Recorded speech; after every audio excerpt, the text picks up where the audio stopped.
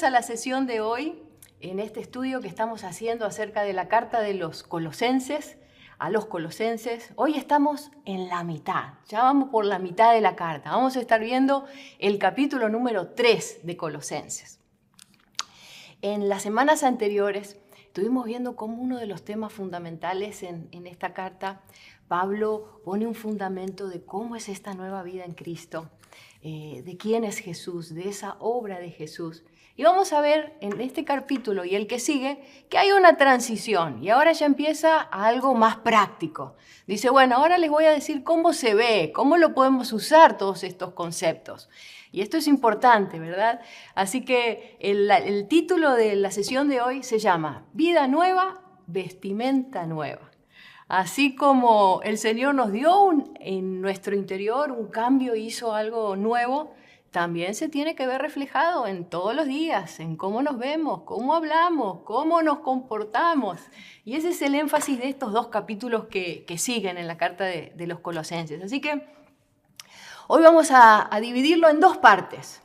La primera parte, que son los primeros 4 capítulos, donde Pablo retoma algunos conceptos que son básicos, que son de fundamentos, que tienen que ver con nuestra posición en Cristo. En esta nueva vida, ¿qué es el lugar que Dios nos ha dado? Y esto es importantísimo porque necesitamos la manera en que nosotros nos percibimos a nosotros mismos, percibimos a Jesús, está en íntima relación en cómo vivimos cada día y cómo nos comportamos. Así que esta va a ser la primera parte. Y la segunda, ahí sí ya entramos a toda una sección donde la clave ahí es los cambios que vienen en la nueva vida.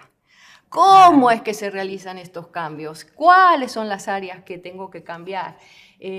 ¿Cómo son esas maneras a la manera del Señor de realizar los cambios? Así que si vos alguna vez te preguntaste o ahora te estás preguntando, ¿cómo hago para cambiar esa área en mi vida? O ese hábito, ¿cómo hago? Pues en el capítulo de hoy hay herramientas específicas que van a ser muy útiles.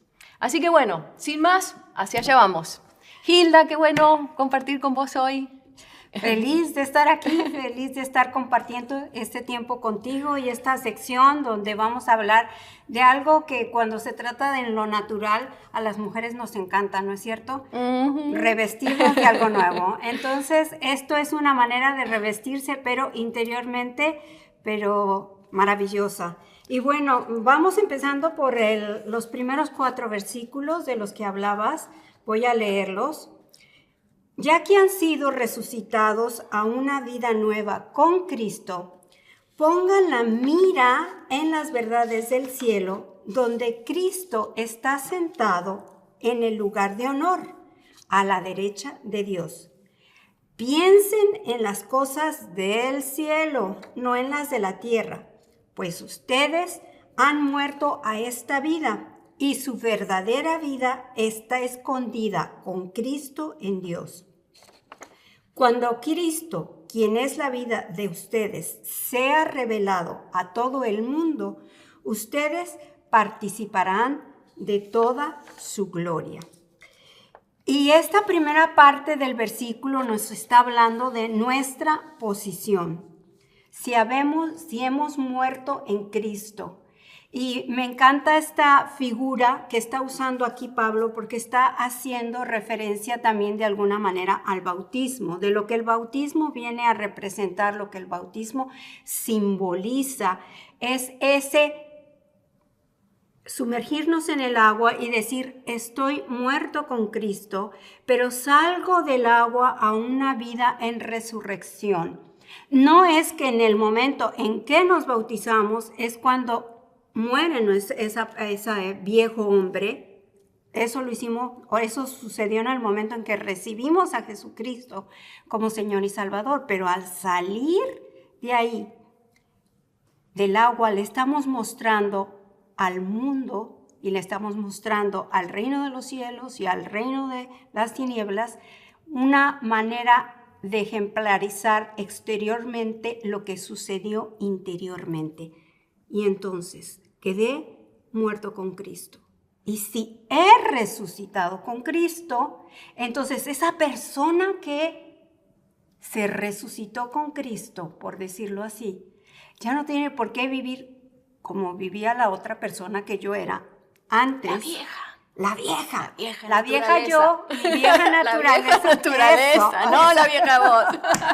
La vieja naturaleza que había en mí, esa tiene que quedar atrás, tiene que ser dejada. Y entonces ahora, si realmente puedo decir que resucité, me encanta que lo dice en el pasado, si resucité.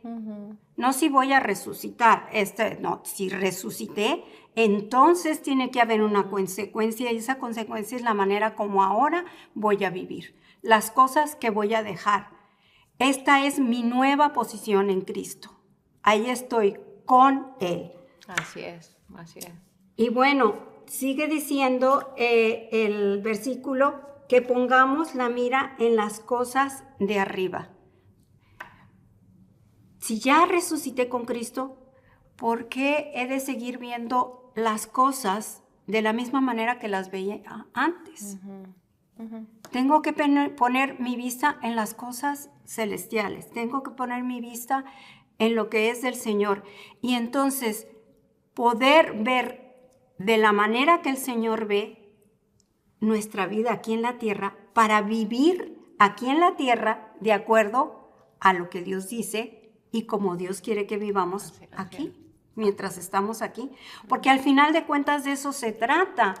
No se trata de pensar que, bueno, ya soy cristiana y sigo viviendo, bueno, aleluya, gloria a Dios, pero sigo viviendo como era antes.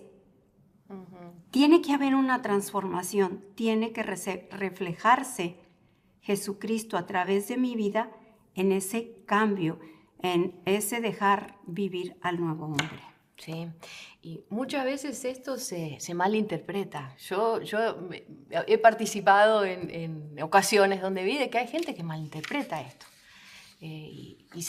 No sé, parece como que entienden de que el poner las cosas en la arriba es como estar colgado de una nube y como separarse de todo lo que es terrenal. Y me acuerdo que una vez estaba escuchando a un señor que decía, no, es que yo sabía que ese hombre no quería trabajar, estaba descuidando a los hijos y él muy espiritual hablaba y decía, no, es que yo pongo la mira en las cosas de arriba y no en las terrenales.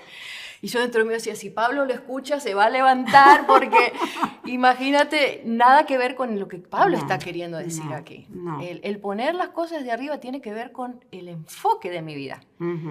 Y obviamente, justamente porque ese es el enfoque, se permea en todas las áreas de mi vida, en mi ámbito laboral, en cómo yo trato a mis hijos, justamente por eso es que necesito enfocarme porque ahí viene la dirección, la guía y la fuerza para poder, ¿verdad? Después, Sí, no podemos pensar como decimos, luego yo hago la broma, es que no es que andemos caminando unos 3 milímetros arriba del piso porque somos tan espirituales, no, seguimos aquí.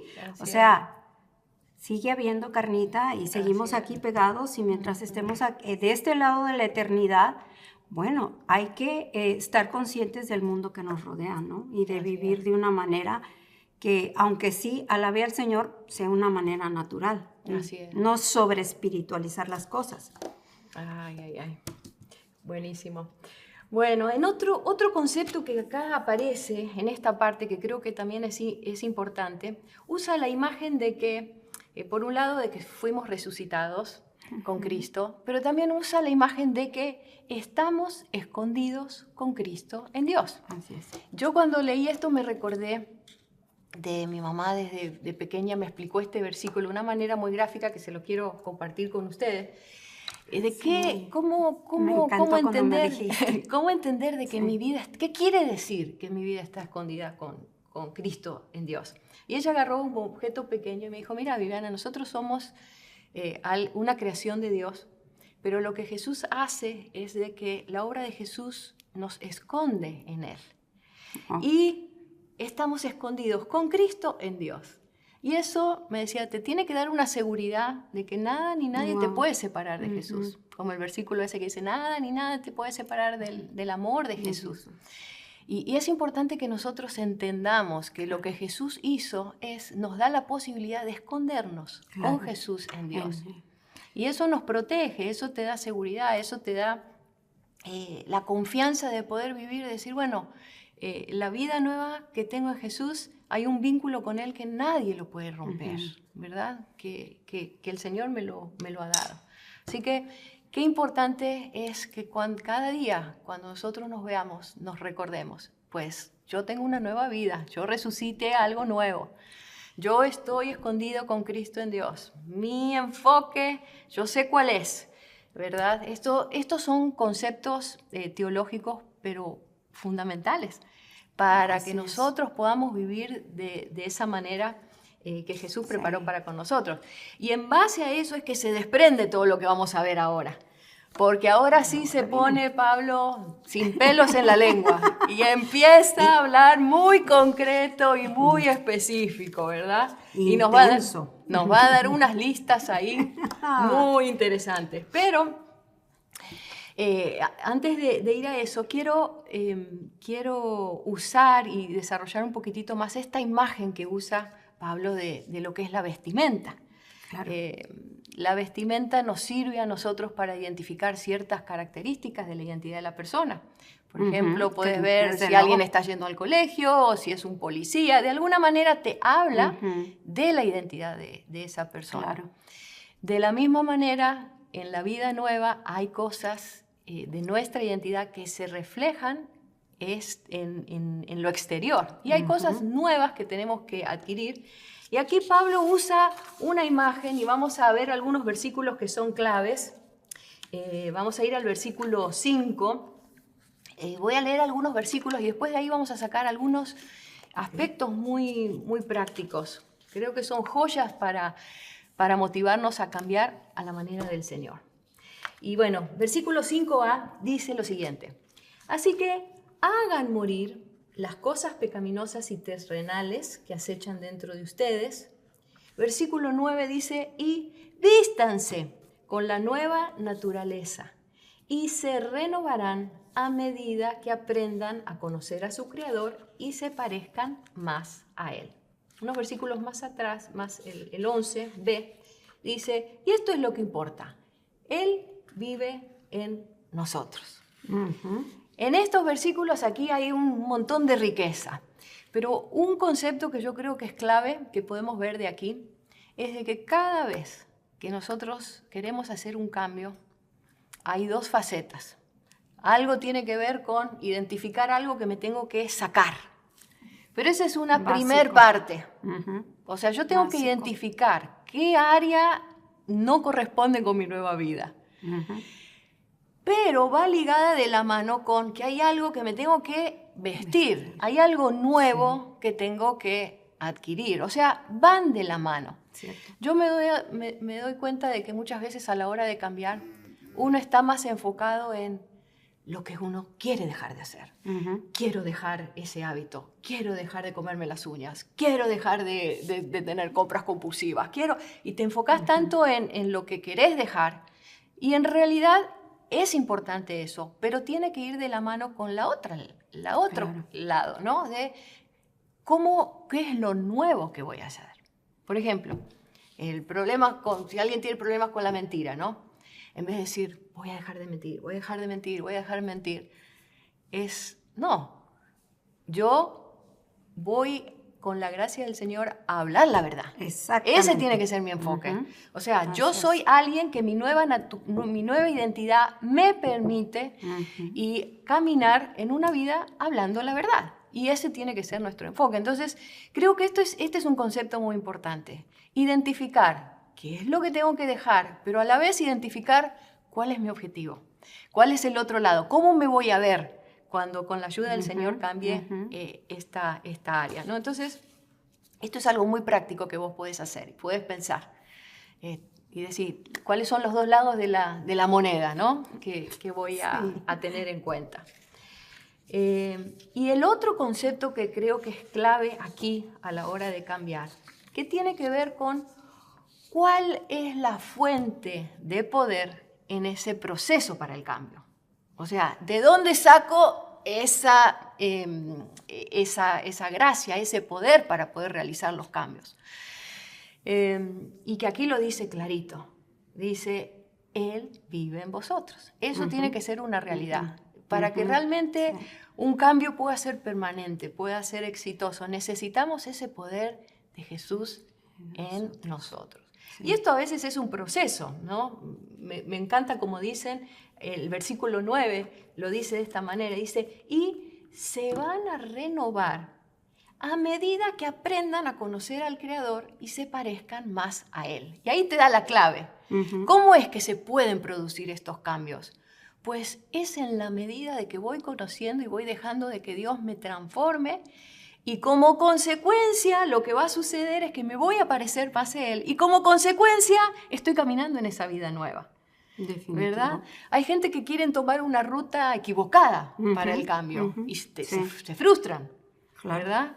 ¿Cuántas veces hay gente que quiere decir, no, me voy a esforzar, voy a poner lo mejor de mí en esto, y a lo mejor te dura un tiempo y después te sentís frustrado porque no funciona?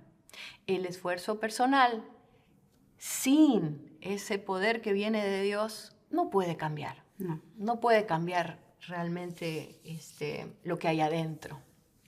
Entonces, esa es una manera equivocada, ¿no? El creer de que yo sola en mis propias fuerzas puedo. Eso definitivamente no. Necesito unir mi decisión con el poder de Jesús. Ahí sí, ¿verdad? Es una fuerza poderosa. Y hay otra manera que no funciona, que me encantó en el último versículo del capítulo anterior, en el 2:21, donde habla de que otro camino equivocado para el cambio tiene que ver con la disciplina personal, o ponerse reglas, o autonegarse, o decir, no. Y lo dice Colosenses 2:21, dice, eso de no toques, no pruebes, no te acerques. Aquellos pueden parecer sabios porque exigen una gran devoción, pero a la persona no le ofrecen ayuda para vencer sus malos deseos. ¿Verdad? El hecho de que nos resistamos, digamos, no cambia el interior, ¿verdad? Para que un cambio realmente sea poderoso, tiene que ser un cambio que surge en el interior y se expresa después en lo exterior también, ¿no es cierto? Definitivo. Y este es un proceso de transformación. Entonces, aquí tenemos dos conceptos que creo que son claves a la hora de cambiar. Identificar qué es lo que me tengo que sacar, cómo me voy a ver. Y el segundo es tener en cuenta de que la fuente de tu poder para el cambio está en esa relación con Jesús. Y en ese vínculo que se va dando, automáticamente los cambios van pasando, ¿verdad? De adentro hacia afuera. Así que bueno, esas son cosas prácticas que nosotros podemos utilizar en la vida diaria. Y ahora sí vamos a entrar a esas descripciones donde ahora Pablo nos dice, bueno, ahora déjenme que especifique. Voy a hablarles un poquito de esa ropa vieja, de esa ropa que tienen que sacar. Y es muy claro y muy preciso, ¿verdad? Así que vamos a entrar a esa. Vimos el cómo, ahora vamos a ver el qué, ¿verdad? Y lo menciona sin disfrazarlo, lo menciona sin tamizarlo, sin querer adornarlo. Lo menciona porque sabe precisamente que son cosas que hay que hacer morir. Y dice, verso 5, leíste la primera parte, hagan morir todo lo que viene de la naturaleza pecaminosa. Apártense de los pecados sexuales, las impurezas, las pasiones bajas y vergonzosas, y del deseo de acumular más y más cosas, pues eso es idolatría. Ok. Aquí estamos hablando, y Pablo se está refiriendo muy específicamente a que en muchos, y yo en un tiempo pensaba, porque se sabía más, que eran hombres, pero la realidad es que también entre las mujeres hay mucho pecado sexual. Hay mucho de la vida sexual que está distorsionada por el enemigo. La vida sexual se vive, ahora sí que está muy pintada y muy mal decorada, por decirlo de alguna manera, por el enemigo. Y tenemos, hay veces que es imposible ver algún tipo de película, porque cuando menos piensas ya sale alguna escena. Vivimos en una sociedad en donde lo que tiene que ver con la sexualidad te grita por todas partes. Y yo pienso en personas que vienen a Cristo, que vienen cargando con eso, y que entonces es como que un escondidito que traen, ¿verdad? Porque pues, que nadie sepa, qué feo, qué vergüenza.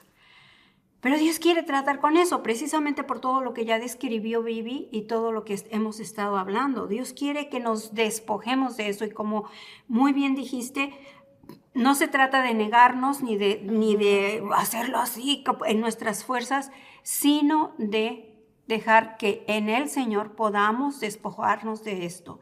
Habrá cosas en las que necesitemos de pedir ayuda, ¿cierto?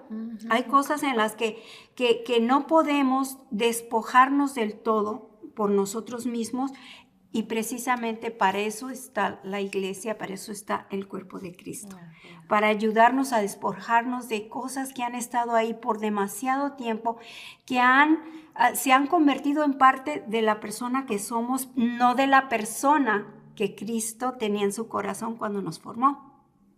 Es muy distinto.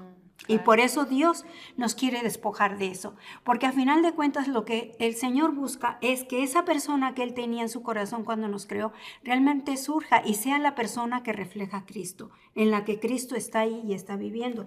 Y entonces está hablando primero de esa parte, y me parece interesante que junto con eso menciona la avaricia. Y siento que en todo esto a veces piensa uno que está nada más comparando la avaricia con idolatría, pero yo pregunto y les pregunto, ¿hasta dónde ese tipo de deseo sexual, ese tipo de pasión desenfrenada, todo ese tipo de cosas no se convierte en una idolatría? Te pregunto. ¿Es ese tipo de situación la que vives y eso es una idolatría? El Señor quiere que salgas de ahí, y hay manera de salir de ahí. Interesantemente después menciona otras cosas adelante que tienen que ver con la actitud, y eso lo leemos en el versículo 12, en el 8, perdón. Pero ha llegado el momento de arrojar de ustedes la ira, el enojo, la malicia, los insultos y las malas palabras.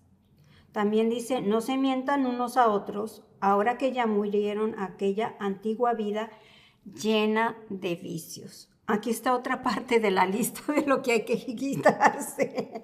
La ira, el enojo, ¿qué tal? La malicia, los insultos y las malas palabras. Ay, hermana, es que cuando menos pienso me salen sapos y culebras.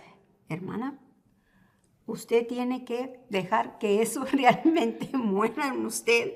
Y Jesús vive en su corazón y la puede ayudar si usted aprende ahora sí a decir, ok, Señor, más que pensar en no decir malas palabras, ayúdame a hablar lo bueno, lo que es justo, lo que es puro, lo que te agrada, lo que te levanta a ti.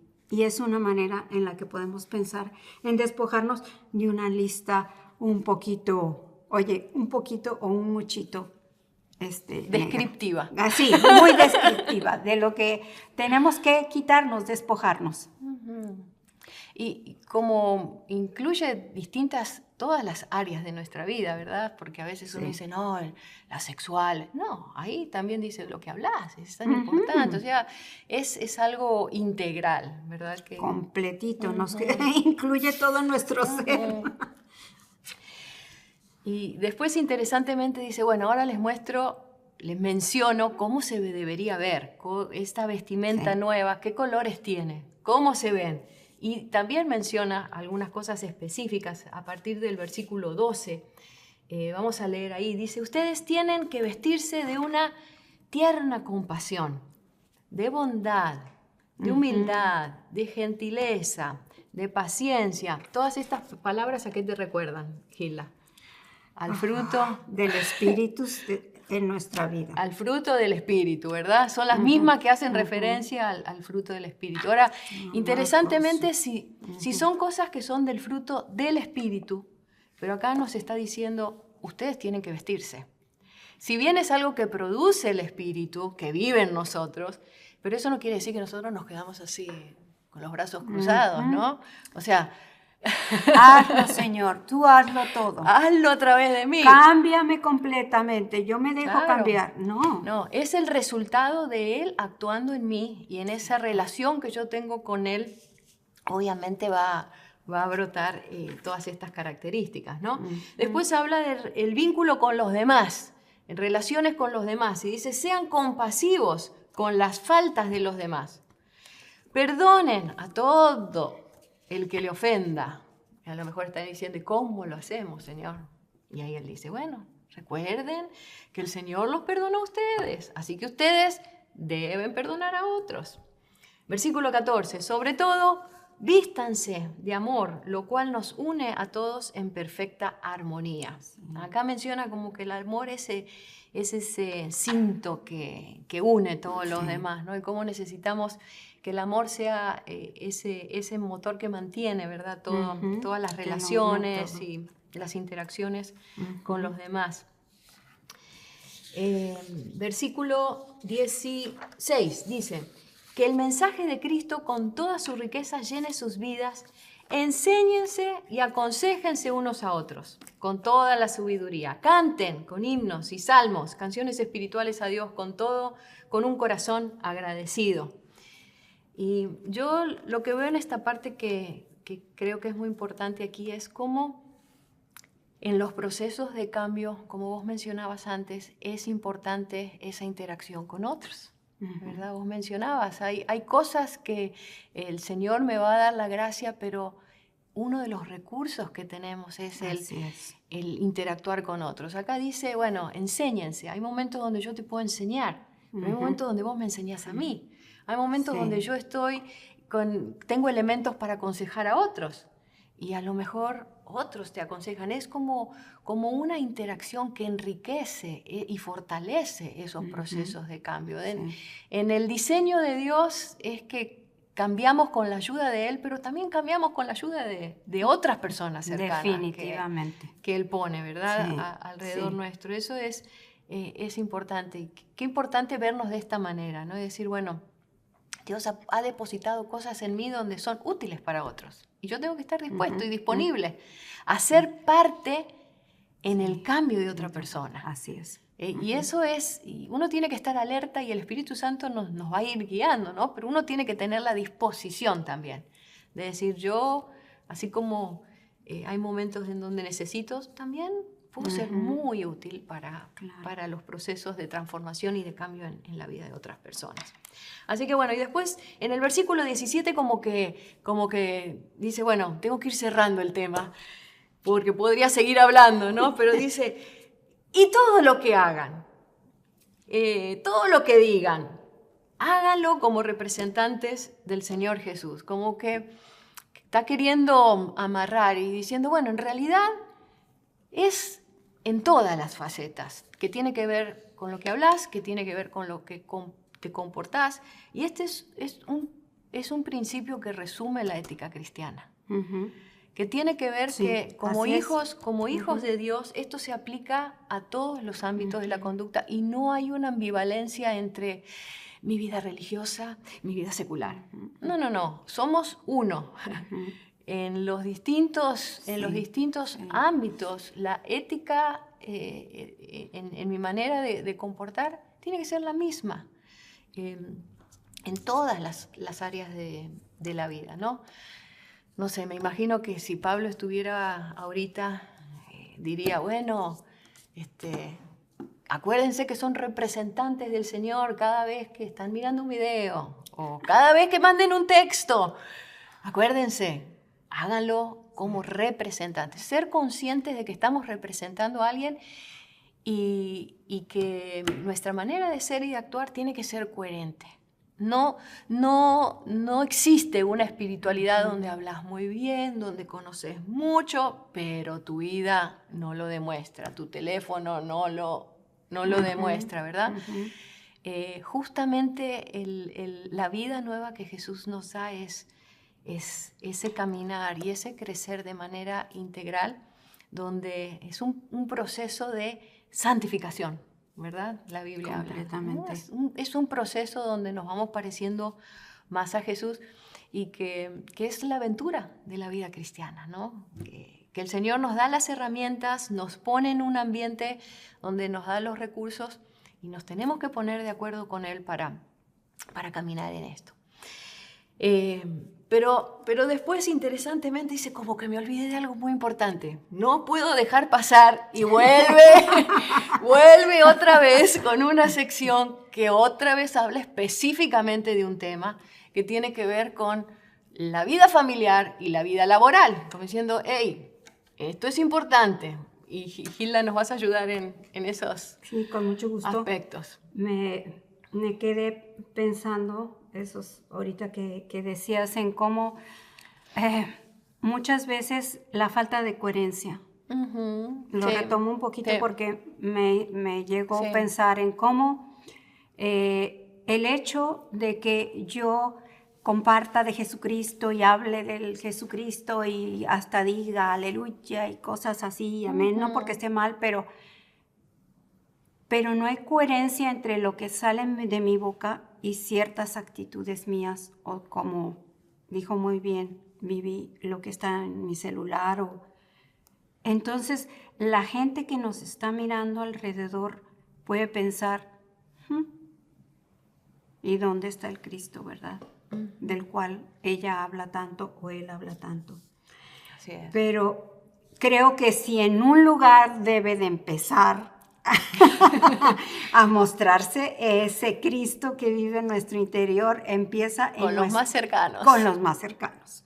Los más cercanos son los que se van a dar cuenta, pero pronto, si realmente empieza a haber coherencia, porque yo pienso que al principio, cuando recién recibimos a Cristo, es mucho lo que está en nuestro interior, esa alegría, ese gozo de saber que somos salvos, pero nuestra mente todavía no ha sido muy transformada, apenas estamos metiendo la palabra en nuestra vida, tal vez no hemos leído el libro de Colosenses y no hay una coherencia. Y es el primer lugar donde debe de empezar, de haber esa coherencia. Y Pablo nos está diciendo aquí, y me recuerda mucho de lo que habla por allá también en Efesios 5, habla a los esposos y habla a las esposas, está un poquito ligada a esas escrituras, y él no está diciendo que alguien sea superior a otro. Hay un someterse de unos y una responsabilidad mutua, definitivamente, pero es en el vínculo del matrimonio, sobre todo también ya cuando hay hijos, donde los hijos van a empezar a ver también qué tan real es Cristo en la vida de mis papás y qué tan real, porque hoy es tremendo, pero yo creo que no nada más a mi esposito y a mí nos pasó la historia de que va uno hacia la congregación y en el carro va uno, ¿verdad?, discutiendo, y van las personitas sentadas atrás viendo, escuchando, y se baja uno del vehículo porque ya llegamos a la iglesia y automáticamente cara de domingo, cara de iglesia. Cara de iglesia. El Señor le bendiga, hermano, el Señor la bendiga, pastora. Y todo se calmó. Y salimos de la iglesia y una de dos. La palabra nos redargulló o retomamos en donde nos quedamos en cuanto nos subimos. Y entonces los que están viendo atrás son los hijos y no hay una congruencia. Entonces, Pablo nos está animando aquí que como esposos haya ese comportar, y lo explica mucho más, no me voy a meter más en eso, en Efesios 5, de ese sometimiento del uno al otro, de ese respeto, de ese amarse, de que empiece a manifestarse en nuestro trato mutuo quién es el Rey y el Señor de nuestra vida.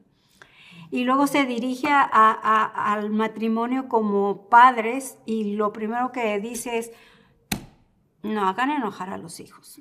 Y aquí siento que a veces los padres, más que las madres, pienso que más los padres son como que más dados a tener un como juego, digo yo, donde yo lo he observado en muchas partes.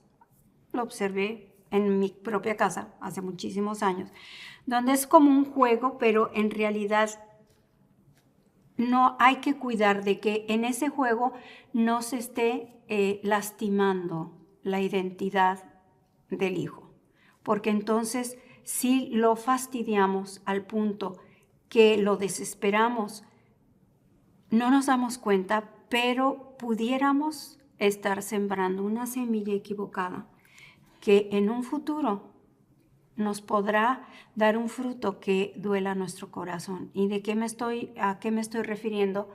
De padres que con el pasar de los años, los hijos tristemente, Vivi, no quieren tener nada que ver con el Señor ni con asistir a una iglesia. Y es porque no vieron la congruencia de la que me hablabas entre lo que sus padres profesaban creer y lo que realmente vivían en casa.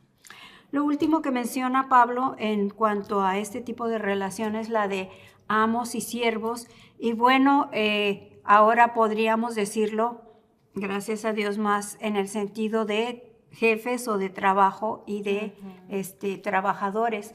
Y la actitud vuelve a ser lo que ya se mencionó, que lo hagamos todo como si lo hiciéramos para el Señor. Entonces, si es que estamos trabajando para alguien, trabajemos como si lo hiciéramos para el Señor, con la excelencia que el Señor se merece, dando lo mejor de nosotros mismos.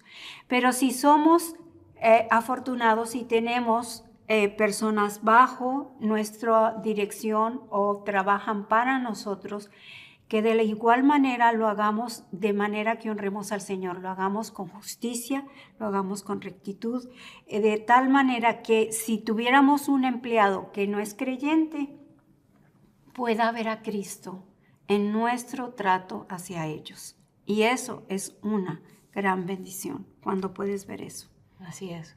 ¿Cuántas facetas o cómo lo podés ver desde distintos ángulos, ¿no? De distintas percepciones, pero el énfasis es siempre el mismo, ¿verdad? Sí. Jesús vive adentro tuyo. Uh-huh.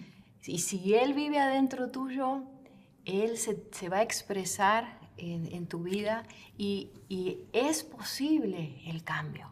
De hecho, el corazón de Jesús es hacer todo lo que Él hizo para que nosotros nos pongamos de acuerdo, tomemos de eso y podamos caminar en todo eso que el Señor soñó y planeó para nosotros. Esa vida nueva es una vida diferente, tiene colores nuevos, tiene actitudes nuevas, tiene tantas bellezas que el Señor ya las programó para tu vida, para mi vida. Y nosotros tenemos que vivir de acuerdo a esto, creyendo de que todo esto que habla aquí está disponible para nosotros. Es algo que Jesús ganó para nosotros. A veces, cuando hay procesos difíciles de cambio, o hay procesos que son largos, de transformaciones donde no es fácil, ¿verdad? No, sí, es cierto. Uno no puede tomar a la ligera y decir, ay, sí, esto es algo que, ¿verdad? Hay cosas que van a costar, pero uno tiene que decir, eso es algo que Jesús ganó para mí. Esa vida nueva, con esas características, yo tengo acceso a eso. Y el Señor nos recuerda y nos dice, hey, yo vivo en ustedes. Eso es lo poderoso. Ustedes encárguense de ver qué tienen que desvestirse. Presten atención, enfóquense, alimenten en lo que hay que vestirse, en todo eso nuevo. Y de esa manera van a ir caminando y alcanzando todo eso que el Señor ganó para nosotros. Yo creo que esto es una palabra desafiante por un lado, porque te habla, pero también es una palabra que te anima y nos impulsa a decir, vamos por eso, vamos por lo que el Señor tiene para con nosotros. Así que bueno, creo que en la sesión de hoy hay muchas cosas que podemos identificar, seguramente vos podrás definir, Tal área específica yo la tomo, o aquella palabra. Es importante que vos ahora pienses y digas, bueno, ¿qué voy a hacer con todo esto? ¿Qué voy a hacer con lo que enseña Colosenses 3? ¿Qué es lo que Dios me está hablando hoy a mí acerca de esto? ¿Hay algún paso que puedo dar? ¿Hay algo que puedo hacer? ¿Hay algo que puedo implementar? Ahí sí ya te toca. Te pasamos la posta para que vos continúes en la segunda parte del estudio, que tiene que ver con cómo lo voy a aplicar todo esto a la realidad en que estoy viviendo, a la circunstancia que estoy viviendo. Pero queremos antes orar por vos y pedir que el Espíritu Santo te guíe, que en la circunstancia donde vos hoy estás viviendo, el Señor te dé el ánimo que necesitas para realizar los cambios que necesitas, que el Señor te dé esas fuerzas, que sigas creyendo de que es posible. Y déjame que decirte algo. Si hay algún área en tu vida donde el enemigo te dijo, no vas a cambiar, no es posible el cambio, déjame decirte, eso no es lo que Dios dice. Así es. Lo que Dios está diciendo hoy es, sí es posible el cambio. Yo di mi vida para que tu vida cambie y para que tengas el poder de hacerlo a través de mí. Así que bueno, vamos a tomarnos un tiempo para orar por ustedes. Hilda, ¿nos acompañas? ¿Cómo no? Con mucho gusto, un privilegio. Padre, te damos gracias por este tiempo, por lo que hemos visto en tu palabra. Te damos gracias primeramente por Jesús, Señor. Sí, Señor, gracias. No lo damos por sentado. Te damos gracias porque Jesús vive en nuestro corazón, vive en nuestro interior. Gracias, Señor, por tu presencia en medio nuestro. Sí, Señor, gracias. Padre, y ahora te pedimos que tu luz ilumine nuestro interior. ¿Qué hay, Señor? ¿Qué de esa lista de lo que debemos despojarnos está ahí? Hay cosas que me son evidentes posiblemente. Hay cosas que tal vez me he negado o me he resistido a que me muestres. Yo te pido, Señor, que me muestres ahora sí que mis faltas, como dice tu palabra. Muéstrame esos pecados, los que me son ocultos, Señor. Eso que está haciendo un tropiezo para que otros vean a Cristo en mí y de lo cual no me he querido despojar. Señor, muéstrame, te doy libertad, Espíritu Santo, para que hables a mi corazón en esta hora. Señor, y no solamente me quedo en pedirte que me muestres, sino sabiendo que tú estás en mí, sabiendo quién es Cristo, entendiendo y conociendo el poder de tu resurrección y de que no me vas a dejar hasta aquí, porque tú también dices que tú nos perfeccionas y nos afirmas. Padre, yo te pido que sigas perfeccionándonos. Perfecciona, Señor. Ayúdame, Señor, ayúdanos a todos, Señor, no solo a mí, sino a los que están escuchando esta oración en este momento, a revestirnos, a poner, Señor, esas cosas que tú nos has llamado a que usemos como un vestido nuevo, Señor. Que por el poder de tu Espíritu Santo, nosotros poniendo la parte que nos corresponde, pero dejando, Señor, que sea tu poder el que obre. Porque, Señor, tal vez hemos intentado en nuestras propias fuerzas ya muchas veces y no hemos llegado a ninguna parte y no queremos volver ahí. Por eso te pedimos en esta tarde, en esta hora, que nos ayudes, Espíritu Santo, a revestirnos de ese nuevo hombre, de todas esas cualidades de las que tú hablas. Y, Señor, queremos decirte, como te dijo Juan el Bautista, que tú vayas creciendo dentro de nosotros. Amén. Y que nosotros menguemos. Señor, que si un anhelo haya en nuestra vida, es que no nos veamos nosotros, sino que te veas tú. Que todo aquel que se cruce con nosotros, Señor, pueda ver a través de nuestra mirada, a través de nuestra sonrisa, a través de nuestro trato, de nuestra interacción con ellos, te pueda ver a ti. Señor, nunca sabemos en el fondo con quién nos cruzamos en un supermercado, en la escuela de los hijos, en un banco, en un lugar donde estamos, nunca sabemos. Pero, Señor, tú sí sabes y puedes usar nuestra vida en ese momento para dejar un toque tuyo. una luz tuya. Queremos brillar tu luz, Jesús. Y te damos gracias porque tu gracia nos capacita y tú eres el que nos habilita. Y en esta hora no nos queda más que bendecirte, exaltarte, magnificarte, Señor, glorificarte y decirte que te amamos, Señor, que nuestra vida es tuya. Y queremos que realmente, que en todo lo que hagamos, en todo lo que digamos, Jesucristo brille. Amén. Y en su nombre te lo pedimos. Amén. Amén. Qué bueno que fue compartir este tiempo con vos. Te esperamos la próxima semana, donde vamos a estar viendo el último capítulo de la carta a los Colosenses, donde los pastores Monteros van a estar dando esta sesión. Y que tengas una excelente semana.